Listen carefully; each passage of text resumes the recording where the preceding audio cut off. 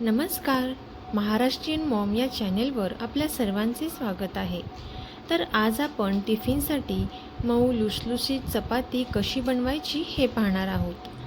कणिक भिजवण्याची एक वेगळी पद्धत. याआधी तुम्हाला अशी कणिक भिजवण्याची ही पद्धत कोणीच सांगितली नसेल. यामुळेच चपाती अगदी संध्याकाळपर्यंत मऊ लुसलुशीत अशी छान राहते. तर चला तर मग आजच्या रेसिपीला आपण सुरुवात करूया. तर सर्वात अगोदर इथे आपल्याला एका परातीमध्ये पीठ घ्यायचं आहे. तर इथे मी 3 कप पीठ घेतलेलं आहे. तुम्ही इथे तुमच्या गरजेनुसार पीठ घेऊ शकता. यानंतर यामध्ये आपल्याला थोडंसं मीठ घालून घ्यायचं आहे आणि 1-2 चमचे दूध इथे आपल्याला यामध्ये घालायचं आहे. दूध घातल्यामुळे इथे आपली जी कणिक आहे ती छान अशी मऊ तयार होते आणि दुधामुळे चपातीला हा मऊपणा जास्त काळ टिकतो.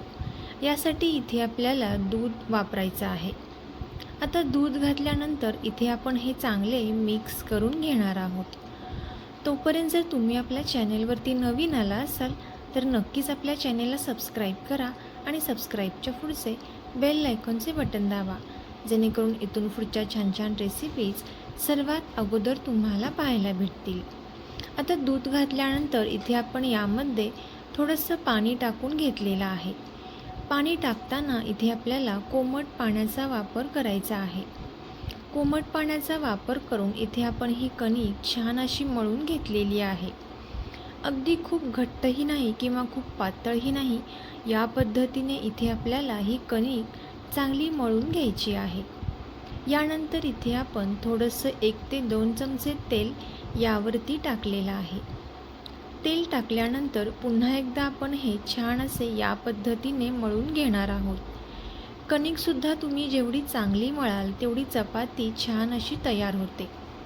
आता हे चांगलं असं मळून घेतल्यानंतर ही भिजवलेली कणिक इथे आपण एका बाउलमध्ये काढून घेणार आहोत आणि यावरती झाकण ठेवून एक 15 ते 20 मिनिटांसाठी छान अशी भिजून द्यायची आहे. एक 15 ते 20 मिनिटांनंतर पाहू शकता तुम्ही कणिक इथे मऊ अशी तयार झालेली आहे. आता या कणकेमधील एक गोळा इथे आपल्याला घ्यायचा आहे. इथे मी मीडियम साईजचा गोळा घेतलेला आहे. यानंतर इथे आपण लगेचच चपाती करायला घेणार आहोत. आता हा तयार केलेला गोळा इथे आपण याला पीठ लावून घ्यायचा आहे आणि या पद्धतीने इथे आपल्याला थोडीशी ही चपाती लाटून घ्यायची आहे. यानंतर यावरती आपल्याला थोडंसं तेल लावून घ्यायचं आहे. तेल लावल्यानंतर यावरती आपल्याला पीठ थोडेसे टाकून घ्यायचं आहे. पीठ टाकल्यानंतर इथे आपण या पद्धतीने घडी मारून घ्यायची आहे आणि चपाती इथे आपल्याला छान अशी लाटून घ्यायची आहे.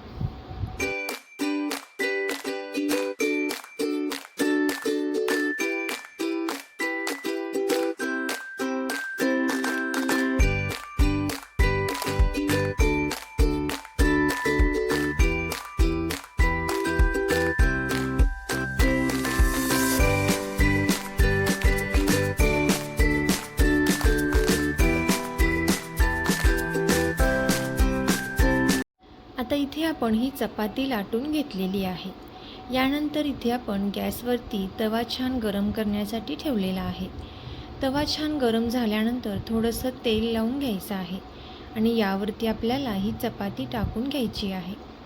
चपाती इथे आपल्याला मंद आचेवरती छान अशी भाजून घ्यायची आहे. दोन्हीही साईडने इथे आपण ही चपाती छान अशी भाजून घेणार आहोत. पाहू शकता तुम्ही इथे आपली ही मऊ लुसलुशीत चपाती तयार झालेली आहे. तर तुम्हीसुद्धा याच पद्धतीने नक्कीच ही चपाती ट्राय करून पहा आणि कशा झाल्या त्या कमेंट करून नक्की सांगा.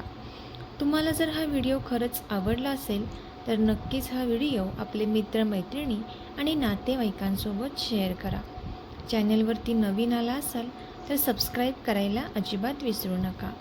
धन्यवाद.